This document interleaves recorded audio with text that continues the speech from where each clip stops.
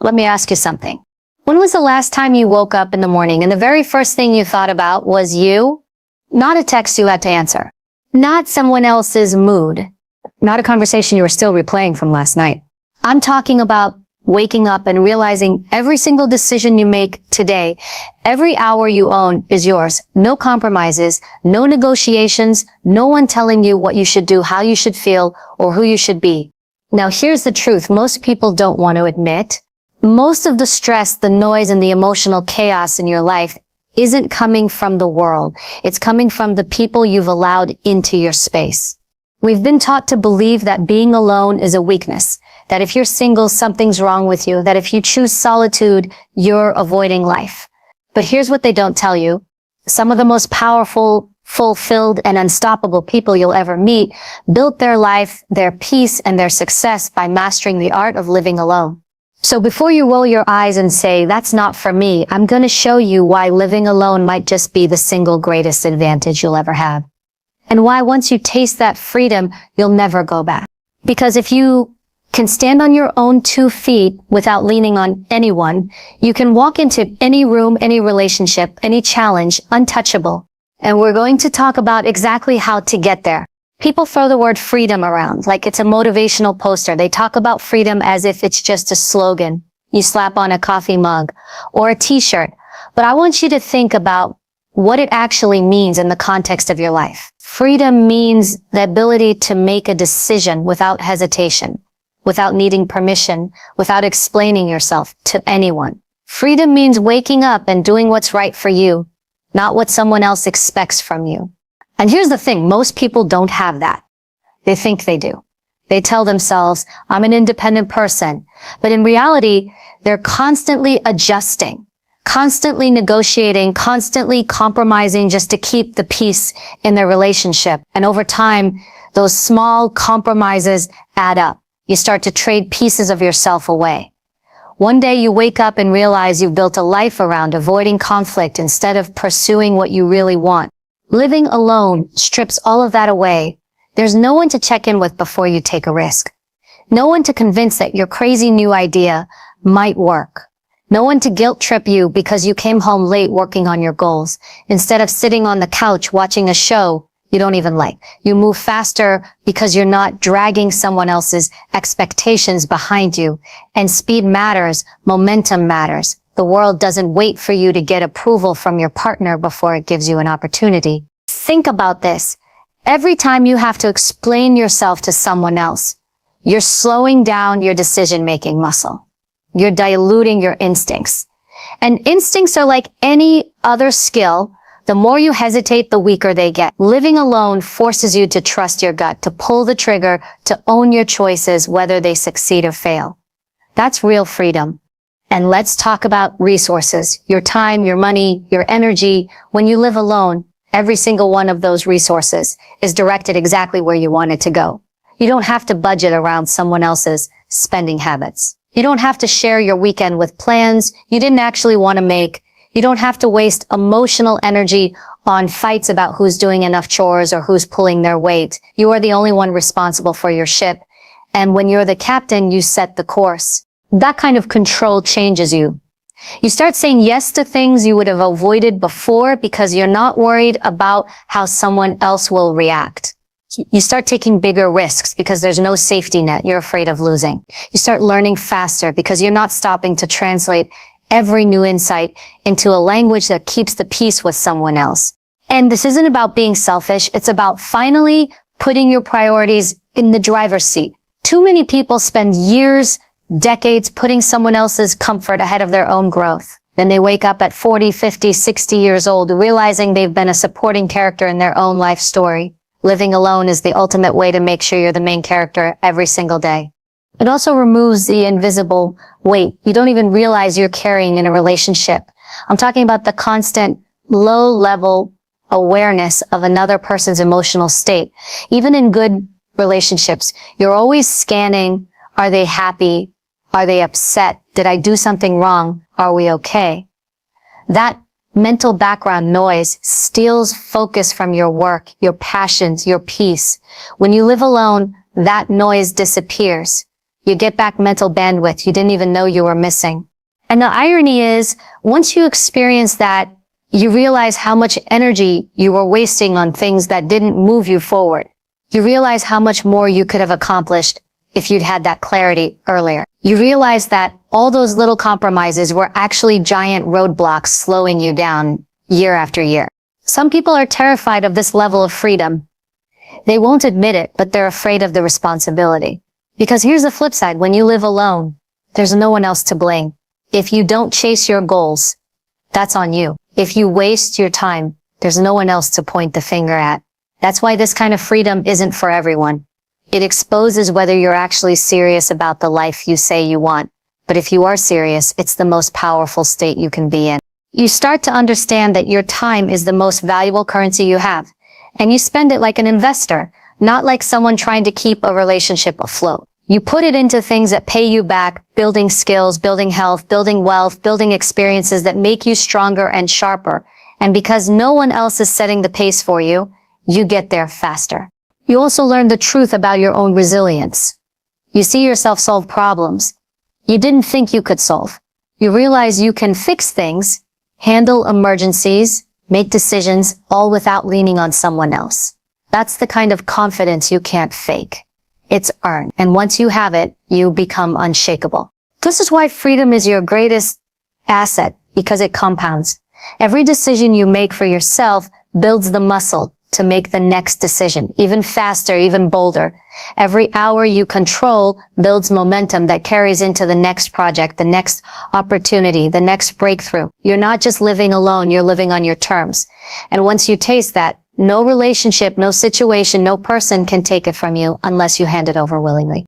That's the real danger, not being alone, but forgetting what you're capable of when you are. Once you understand that freedom isn't just the absence of control from others, but the active ownership of your own life, you'll protect it like it's oxygen. Because that's exactly what it is, the thing that keeps you breathing, moving, and alive in a world that's constantly trying to tell you who to be. And if you can hold on to that, you'll never settle for anything that costs you more than it gives you. There's a certain strength that comes from knowing no one's coming to save you. It's not fear. It's not loneliness. It's clarity. When you understand that every challenge, every problem, every obstacle you face is yours to handle, something clicks inside you. You stop waiting. You stop making excuses. You stop blaming the timing, the economy, your upbringing, your partner, your boss, or anyone else. You take ownership, and in that moment you become dangerous in the best possible way. Living alone is like a boot camp for that mindset. When the sink breaks, you fix it or you figure out how to get it fixed. When the bills come, you pay them or you deal with the consequences. When you're sick, there's no one to run to the pharmacy for you. You get up, you push through, you handle it. And every time you do, you add another layer of armor to who you are. That's not just survival, that's training. That's building the kind of self-reliance most people never develop because they've never had to. When you live with someone, it's easy to lean, even if you don't mean to. You start splitting responsibilities. You start outsourcing your emotional support. You start relying on another person to fill gaps. You should be filling yourself. It feels harmless at first, but slowly it erodes your ability to operate independently. You don't notice until the moment you're forced to stand alone, and then you realize how many of your basic survival skills have atrophied. Living alone removes that crutch. It forces you to be both the architect and the builder of your life. You become the person who plans, executes, and adjusts. You learn to trust your ability to solve problems without a safety net. And here's the thing. Once you've proven to yourself that you can handle everything, you stop fearing anything. The unknown doesn't intimidate you anymore because you've trained yourself to figure it out. Self-reliance isn't just about fixing broken things or paying bills. It's about emotional resilience. When you live alone, you learn how to process your own emotions without using another person as a constant sounding board. You become your own therapist, your own motivator, your own anchor.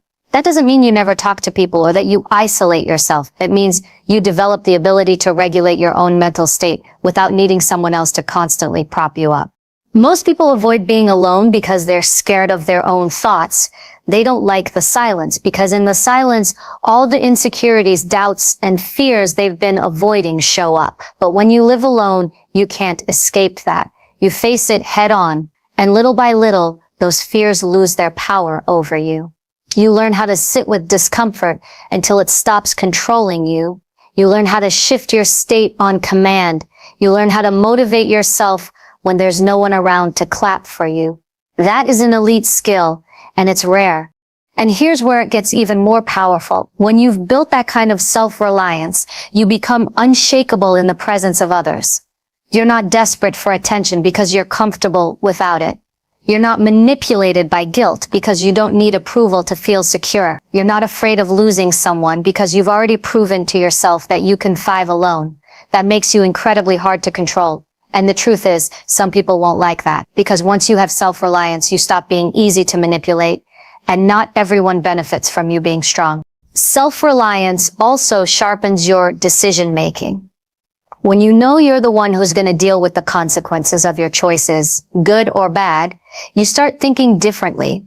You weigh options more clearly, you act with more intention, and you move with purpose. You stop making choices just to please someone else. Every decision becomes a direct investment in your own future because you're the one who has to live with the results. There's also a certain pride that comes from knowing you can stand on your own. It's not arrogance, it's quiet confidence. The kind of confidence that doesn't need to announce itself. It's in the way you walk into a room, the way you hold yourself in a crisis, the way you don't flinch when something unexpected happens because you've been here before, you've handled worse. And you know you'll handle this too. Living alone gives you endless opportunities to practice that. You'll have days when everything goes wrong, the car won't start, your deadline's coming up, the bills are higher than you expected, and there's no one to share the load. And those days will feel heavy, but they're also the days you grow the most. Because when you get through them, you don't just survive, you prove to yourself again that you are capable of far more than you think. People talk a lot about independence, but most of what they mean is financial independence. And while money matters, true independence is deeper. It's the ability to stand emotionally, mentally, and physically on your own 2 feet. It's knowing that you can create stability from chaos, build something from nothing, and carry yourself forward no matter what life throws at you. That's what living alone teaches you if you lean into it instead of running from it. The other gift of self-reliance is freedom from neediness. When you don't need someone to survive, every relationship you choose is because you want it, not because you're desperate for it. That changes the entire dynamic. You stop tolerating toxic behavior. You stop compromising your values just to keep someone around. You stop trading your peace for companionship because you know without a doubt that your life is already full, and anyone who steps into it needs to add value, not drain it. Self-reliance is like a shield. It doesn't mean nothing will ever hurt you. It means nothing will ever destroy you. And the only way to build that shield is to put yourself in situations where you're forced to use it. Living alone is that training ground. Every day you're proving to yourself that you can stand, walk, and run without someone holding your hand. And when you master that, you carry it with you for life. One day, you might choose to share your life with someone again, but when you do, it will be from a place of strength, not dependence. And that's when relationships become powerful.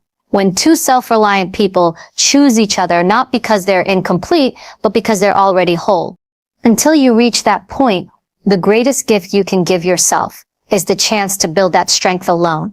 When you live alone, you don't just control your schedule. You control the entire ecosystem you exist in. Your environment isn't just walls and furniture. It's the air you breathe, the sounds you hear, the order or chaos you walk into at the end of the day. It's the tone that's set the moment you open your front door. Most people underestimate how much that affects their mental state, their productivity, and even their ambition. When you share space with someone, you share more than a lease or a mortgage. You share an atmosphere, and that atmosphere is shaped by their habits, their energy, their moods. Maybe they're clean, maybe they're messy, maybe they wake up early, maybe they stay up late, maybe they're upbeat and driven, or maybe they're constantly negative. and dragging their feet.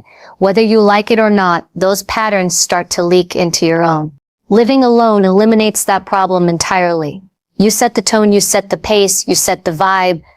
If you want to wake up at 5 a.m., hit the gym, come home, and work in silence until noon, no one's stopping you. If you want to work late into the night with music blasting, you can. If you want total silence, you can have that too. You're not negotiating for control over your own space. You own it. The beauty of that control is how quickly it compounds. When your environment matches your priorities, your habits stick faster. If you're trying to eat clean, you don't have someone stocking the fridge with junk food. If you're trying to save money, you don't have someone spending recklessly and pulling you off track. If you're trying to focus, you don't have background noise or constant interruptions. You're in a space designed for your success, not for compromise. People underestimate how much mental energy goes into managing someone else's energy. Even when it's unspoken, you're constantly aware of the other person. You notice when they're upset, you feel the tension when they're stressed, you might try to avoid triggering an argument, or you might feel guilty for not spending enough time with them. That's all energy you could be putting into your goals, your health, your peace. Living alone gives you that energy back.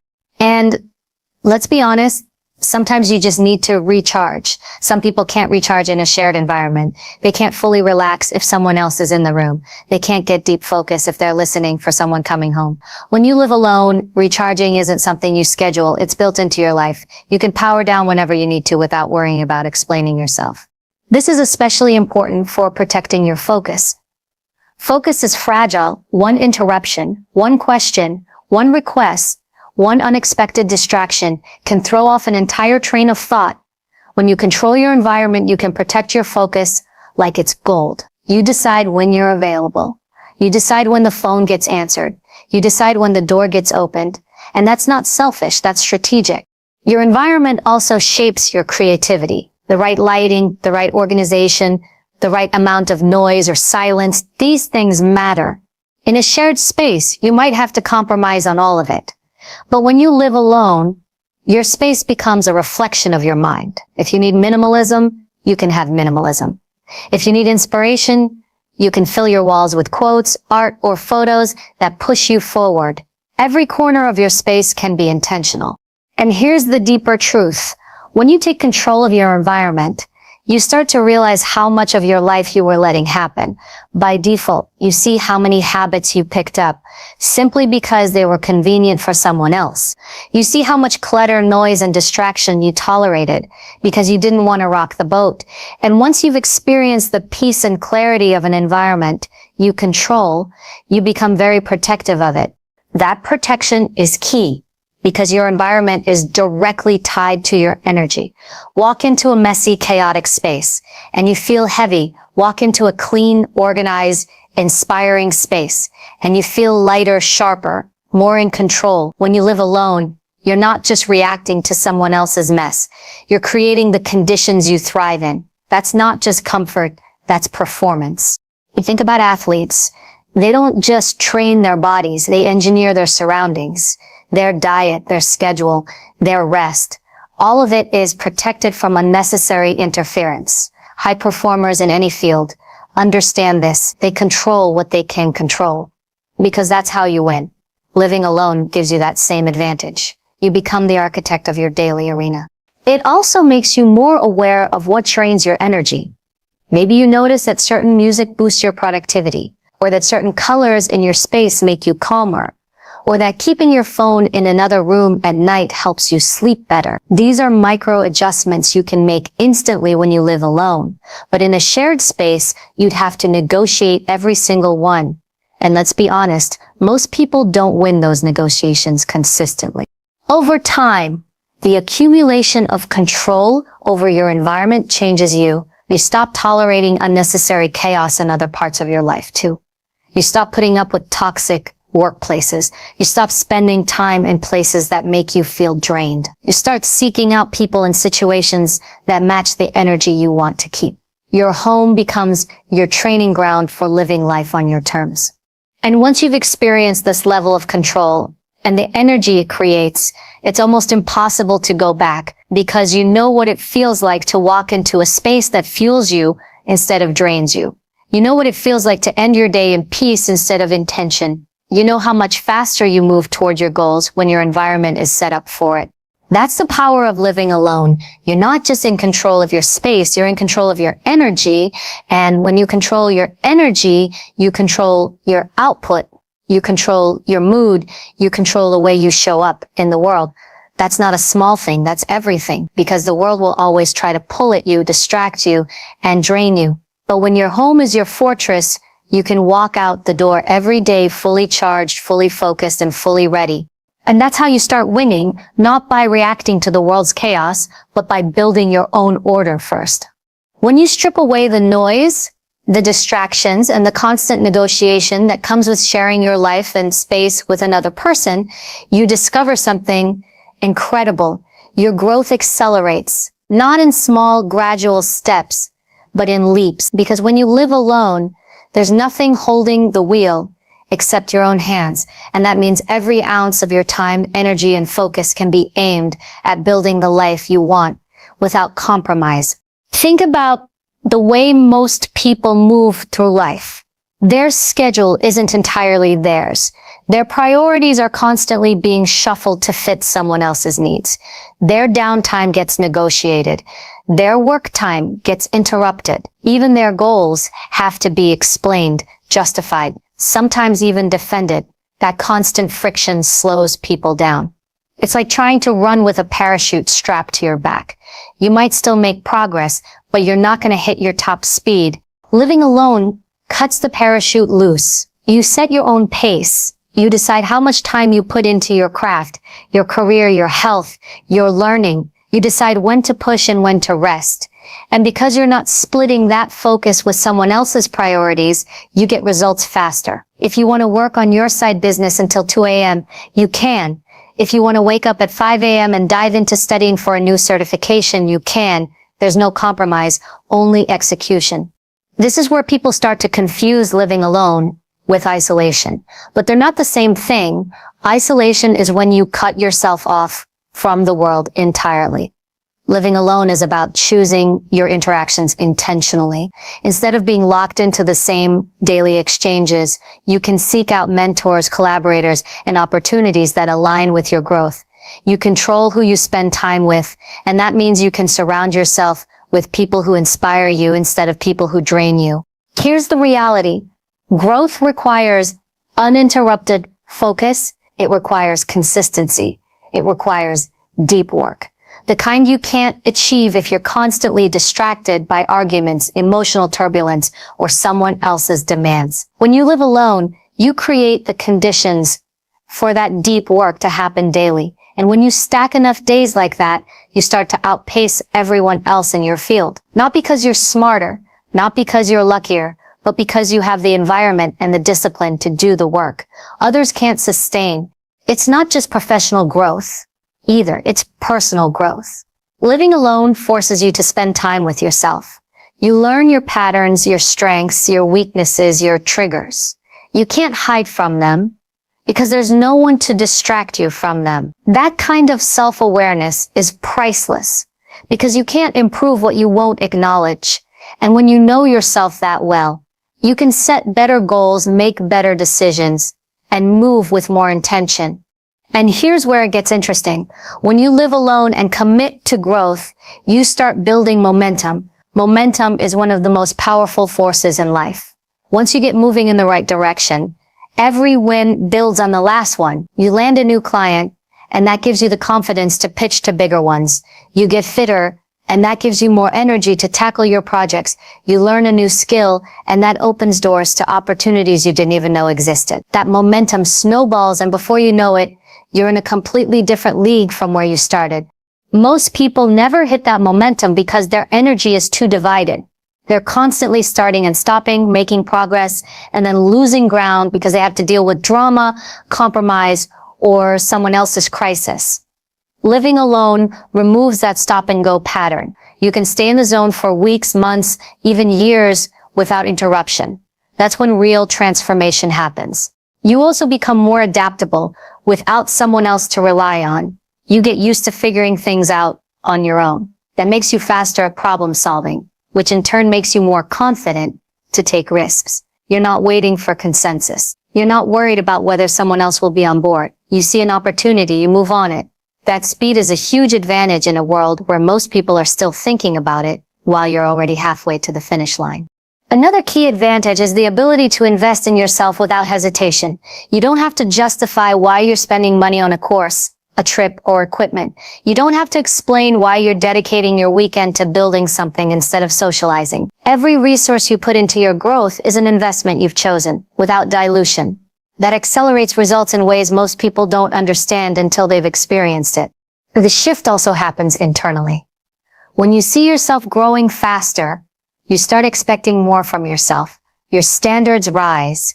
You stop tolerating mediocrity in any area of your life, your work, your health, your relationships. You get used to winning, and that becomes your new normal. That's not arrogance, that's evolution. And once you've raised your baseline like that, going back to anything less feels impossible. Of course, this isn't just about grinding 24/7. Living alone gives you the flexibility to rest when you need it. Recovery is part of growth. And when you're in control, you can structure that recovery in a way that actually restores you. That means when you come back to the work, you're sharper, faster, and more creative. You're not burning out trying to meet someone else's timeline.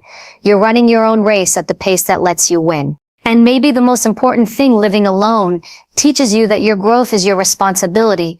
No one else is going to push you. No one else is going to hold you accountable. You have to build that discipline yourself. That's the kind of self-leadership that carries over into every part of life. Whether you eventually choose to stay alone or enter a relationship later, that self-leadership makes you a stronger, more valuable, more unstoppable version of yourself. Because here's the truth, growth doesn't happen by accident. It happens when you create the right conditions and commit to showing up every single day. Living alone gives you those conditions, and if you use them well, you can do more in a few years than most people do in a decade. That's the kind of advantage you don't give up lightly.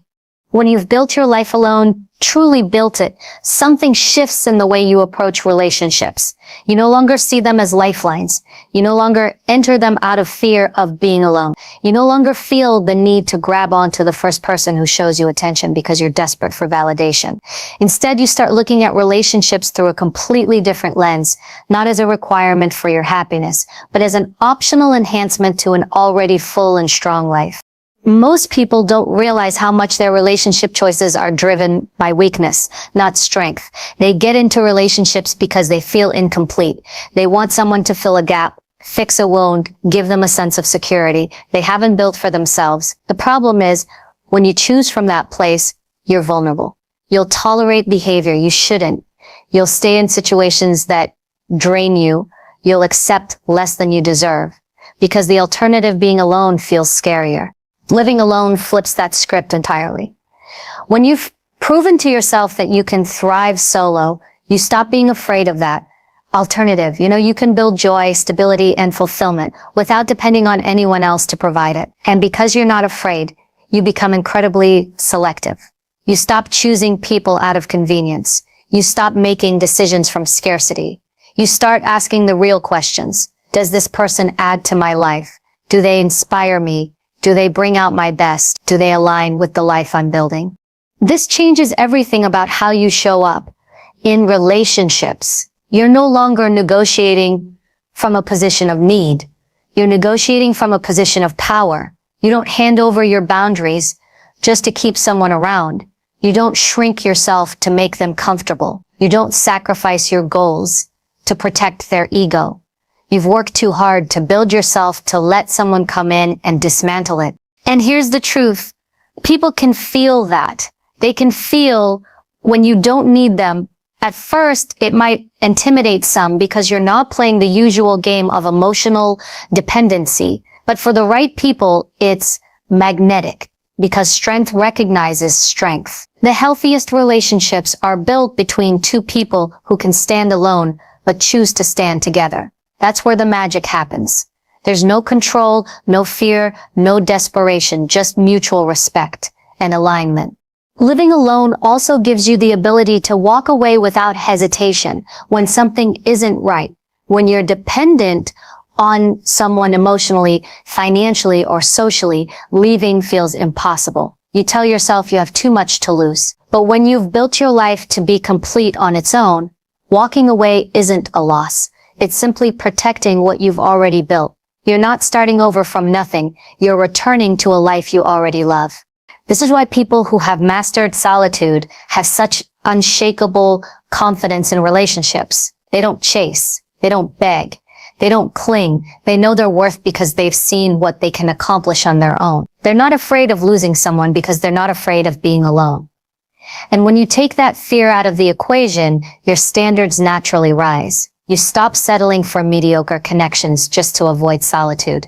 Another thing happens when you choose from strength. You're no longer impressed by surface level qualities. You're not swayed by charm without substance. You're not blinded by attraction if there's no alignment in values. You spend enough time alone to know exactly what matters to you, and you won't compromise on it. That clarity is one of the biggest gifts of living alone. It strips away the noise and lets you see people for who they really are without the fog of desperation clouding your judgment. And let's talk about respect. Not the kind people demand with words, but the kind they earn through how they live. When you've built your life by yourself, you command respect in a way that doesn't have to be loud or forceful. You carry yourself differently. You don't tolerate disrespect because you know you don't have to. That changes the way people treat you. They understand that your time, your energy, and your peace are valuable because you treat them that way. When you eventually choose to let someone into your life, it's because they bring something meaningful to the table. They match your pace. They share your vision. They respect your boundaries because they have their own. And instead of pulling each other down with emotional weight, you push each other higher. That's the kind of relationship that actually makes you stronger, not weaker. This is why living alone isn't just about solitude, it's about preparation. It's about building yourself into someone who doesn't just survive without a relationship, but thrives without one. Because when you do that, you ensure that if you ever do enter a relationship, it's not because you're trying to escape loneliness. It's because you're making a conscious, intentional choice to share your already fulfilling life with someone who's earned that place. That's a huge shift from how most people operate. Most people stumble into relationships and then try to grow themselves inside of them.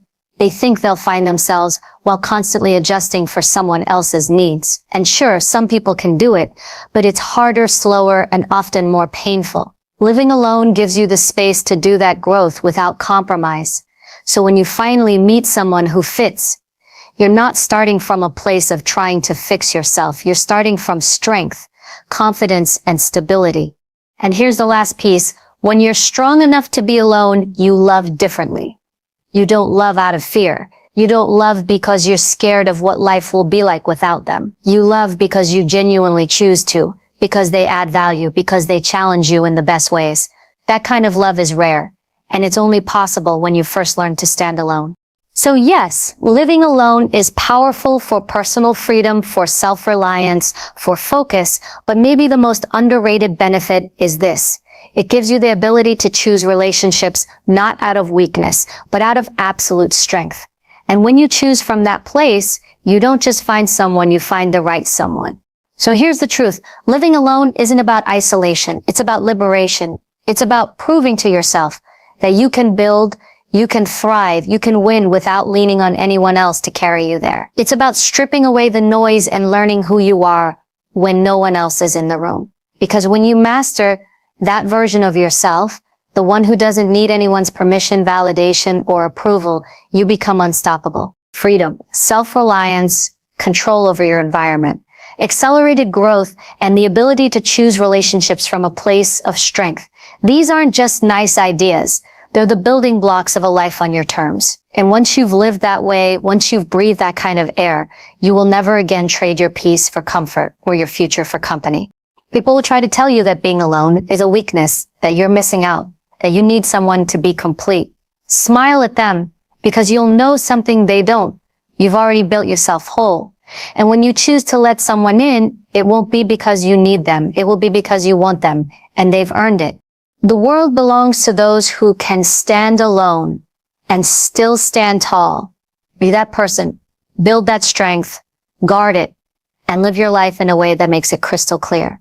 You don't need to be in a relationship to be powerful. You already are.